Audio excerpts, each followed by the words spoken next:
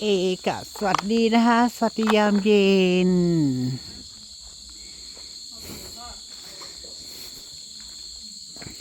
บ้านนี้ได้อะไรกินเลยกำลังต้มกบจ้าสิปนกบจะมาสิปนกบกินบ่จ่าบ่เสือกินบ่จ่าบ่กินกบลองกินดูบ่เบื่อคืออึ้งดอกเอาเราคืออึ้งเราเบื่อวะเราเบื่ออึ้งเอาอึ้งก็เบื่อแพ้ว่าหันได้เกือบเป็นจะหักแตกเอาเนื้อหนักตอนมาสอง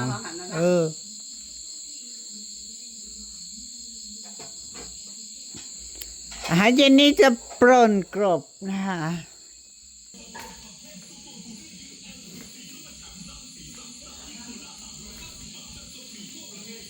พักกันนอนในเตียงนี้มวย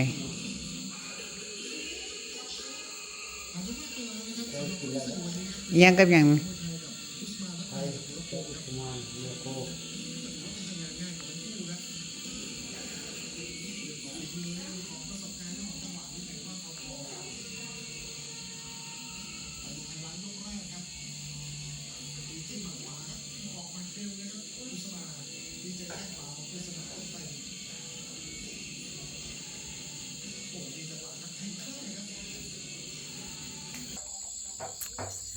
รับนะมาพี่น้องมาถามหามักอื้อพญเลินนะจ๊ะ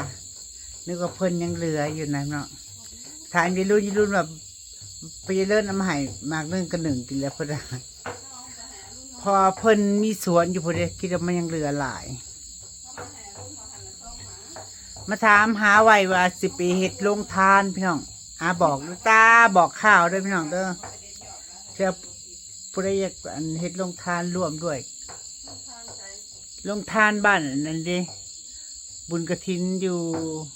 วัดอุดมไซเลยบ้านครูแฝดไปอุดมไซวันที่16พุ่นแต่วันที่16พุ่นพอมีหลวงพ่อนะพี่น้องมีหลวงพ่อเพิ่นมาจากไทยแล้วเพิ่นโทรหาอำลาเสร็จมาหาอำลาให้อำลาเฮ็ดโรงทานเฮ็ดโรงทานจะเฮ็ดของหวานประมาณนี้นะถ้าเบิ่งฟ้าอากาศก่อนพ้นฟ้าอากาศถ้ามันแดดเจอมันร้อนก็อาจจะได้เฮ็ดไอติมเพิ่มพอหลวงพ่อเพิ่นได้ให้เฮ็ดจะให้เฮ็ดโจ้หวานมักอื้อใส่รสช่องอะไรน้องนางก็เลยบอกกับเขาเบานางสีในกลุ่มแหละในเฮ็ดกันในกลุ่มแหละพี่น้องก็เลยบอกง่ายๆอีกเทื่อนึงเผื่อมีใครอยากเฮ็ดเนาะเพราะว่าหลวงพ่อเพิ่นให้เงินมาแล้วเพิ่นให้เงินมาให้ไปเฮ็ดโรงทานเพิ่นออกแห้งเฮ็ดให้แน่เพิ่นว่าเนาะเพิ่นให้เงินมา1,500ก็สิไปซื้อพุ่นละใกล้ๆพุ่นละอันนี้ก็บอกเกินไว้นอนซะเนาะก็สิไปซื้อรถซองซื้อหมึกอื้อเพราะว่าแถวบ้านบ่มีเด้ก็จะไปซื้ออยู่ปักซองพระจ้าเดี๋ยวสิบอกกับหมู่อีกเทื่อนึงเนาะในกลุ่มถามมันหลายคนพอมันมีแค่อย่างเดียวก็ถ้าเบิ่งก่อนเป็นงานน้อยใหญ่หรืองานน้อยเนาะก็เธอได้เอาไอติมไปนำจากถังอะไรพี่น้องจากถังหนึ่งเนาะหรือว่าเฮาถ้าบ่มีไผร่วมเฮ็ดน้ำกับบ่แน่ก็เธอบอกกับหมู่เนาะในกลุ่มว่าร่วมกันเฮ็ดบ่เฮ็ดไอติมจากถังออกกันคนละ50ประมาณนั้นเนาะปนกบบ้านนี้ปนกบจ้านางแพงมานอนพี่เลยพี่น้องตั้งแต่เกี่ยวเขาพวกเพิ่นขานเที่ยวไปเที่ยวเมื่อเด้พอขึ้นจากหน้าก็4-5 โมงละแล้วเขาแล้วก็เมื่ออยู่พุ่นอีกอยู่กับแม่ใหญ่กับพ่อใหญ่อยู่พุ่นพี่น้องใช้บะโกบ่สบายบ่เบาโกอยู่กรุงเทพบ่สบายบ่สบายไปหาหมอ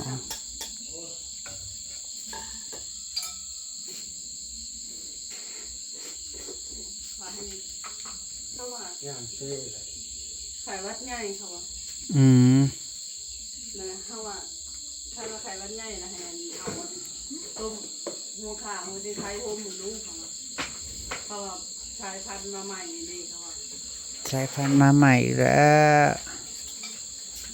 โน่นนี่นั่นนะปนกบ มีกุ้งอยู่3 ตัว ดีโตกาพุระโต พุละโตพุละโตนี่ก็จะคน4 คน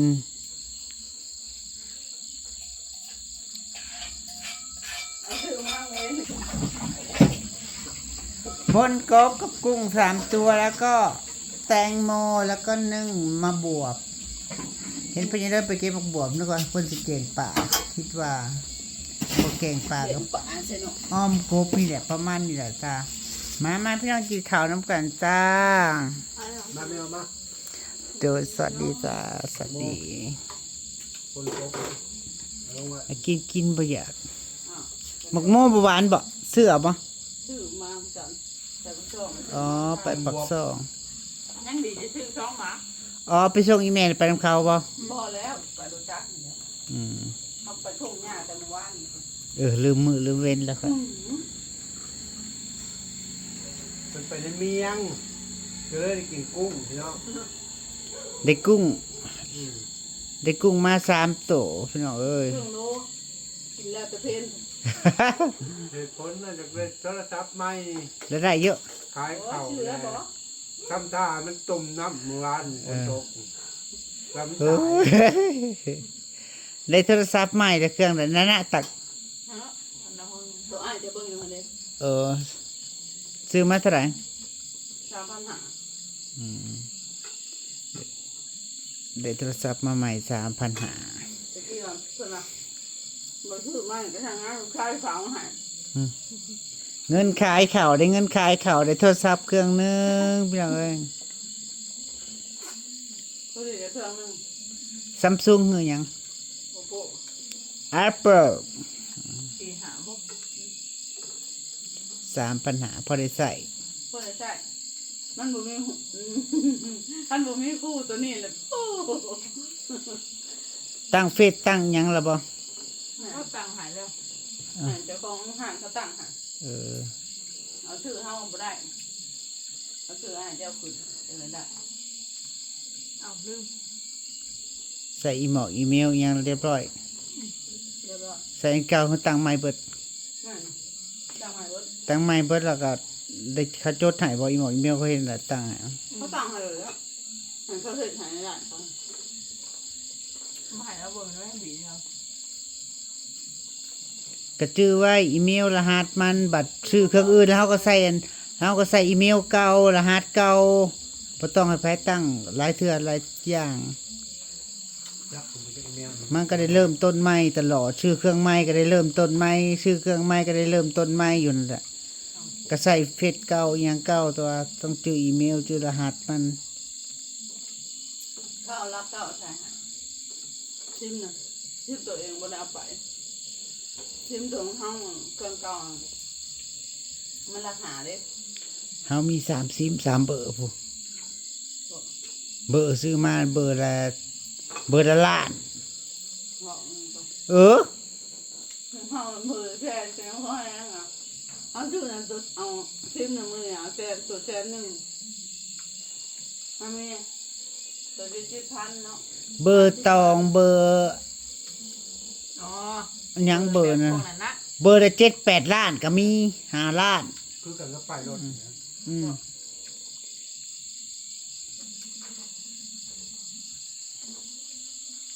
ันก็สิทำติ ของชื่อเขา มันเก่าโอเคทำมาเลย ย่างมาพี่บอกกาแฟก็ได้ เอาไหมลูกอ๋อพี่เจ้ามันมาบ่อยากใช่ไหมนะไปหลอกมาเองมัน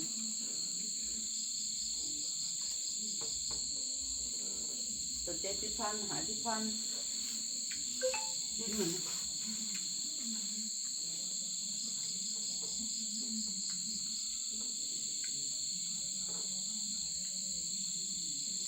ครับกันเนาะมันเป็นอย่างนั้นสกัดตัวแกง พวกมันสั่งเลยก็หมดแต่ยังมาเรื่องละอะไร เดี๋ยว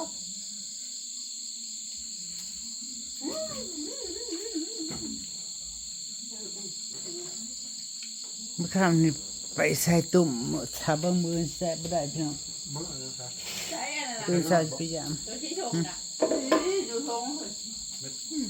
น้องที่เหลือใส่ขึ้นมาครับ เพราะยังสิเหลือน่ะใส่คือหมานเราไปเบิ่งเราใส่ของค่ำนี่แล้วน่ะวางไว้บ่ได้เฮ็ดลุมเฮ็ดริม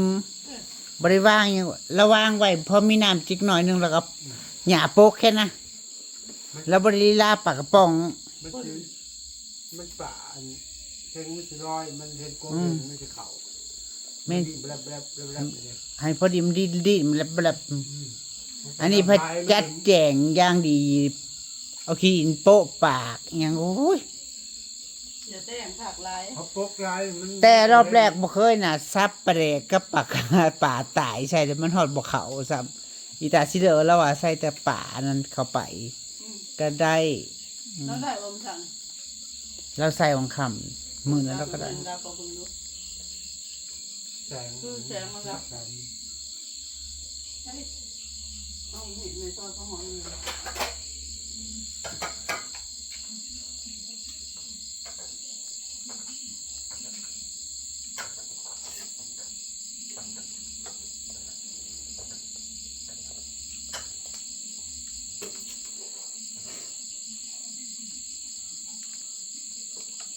จะได้ นี่นะ วันทีเกี่ยวน้องมัน โอ้ยไม่ถูก มันทำทุกบอก จะทำปัดมันลงเฮาเขาอยู่บนเพื่อน้องตัวใด มื้ออื่นวันอาทิตย์วันตลาดพี่น้องวันเสาร์ที่งานตลาด แล้วยังไป บ่ได้ยังไปขายซ้ำพี่น้องจะเสร็จยังไปขายเนาะจ้ะ บ้านในท้องก็คือจะเห็ดปะ จะเทศยังไปขายขายยังก็พอปานนั้นเนาะบ้านเฮาเนาะเออ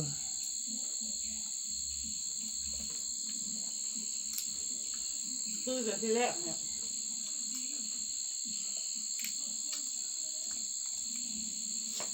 คืออย่างเงี้ย มาประทายที่แรกเนี่ยที่ต้นมิตรนะมันเข้าใจเรื่อยๆเดี๋ยวกันนั้นนะเลยเมื่อคนประทายคือเบิร์ดต้น ตอนนี้เนาะ เออ บัตรจองเขาผิดอิ่มเนาะเขาเยอะเขาไม่จะบ้านเจ้าของ นี่จักหน้อยก็ได้ถอนขายพอดีแก้วเขาแล้วเนาะได้ มัน ถอน เชิดละลกเลย ลูกทางร้านนะ แก่ยุก ตัวแก่ตัวอ่อนกับบัทันเนี่ยบัทันแก่คักก็ได้ แล้วไปขายใส่ แล้วอะไรบัทันตลาดเลยผู้ดีเราไปอัน มึงมาลำเรื่อง เออ แล้วก็ไปขาย มื้อนี้มีหมอลำเรื่องนี่พี่น้องอยู่ได้พูดหมองแม่นางกันไปวัดเปรียบงานบุญกฐินหมอลำเรื่อง รถไป โอ้ยมาหารถแทนหมู่ไปแล้วก็เราก็ให้พวกเราไปส่งกี่พวกเรามาเมื่อนั้นลูกไปเช้าแต่ค่ำขนาดแต่เว้นผมลูกพอแม่จะถามเมื่อความหมู่เจ้าเด้อ ลูกเพิ่นมาหาบ่ ลูกเรามาแต่คืนผม มานอนพี่ มานอนสิเพราะว่าหมู่กับผมมีรถไปแล้วพอไปตอนนี้เราให้พวกเราไปส่งไหม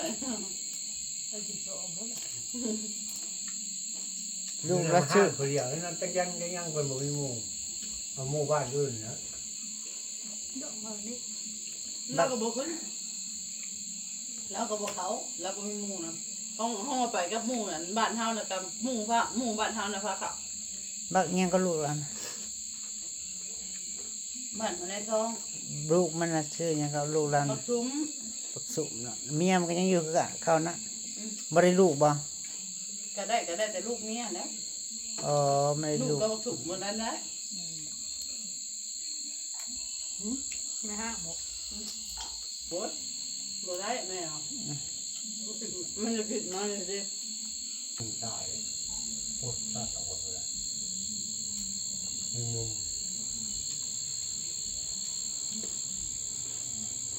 กลางมองมันขับ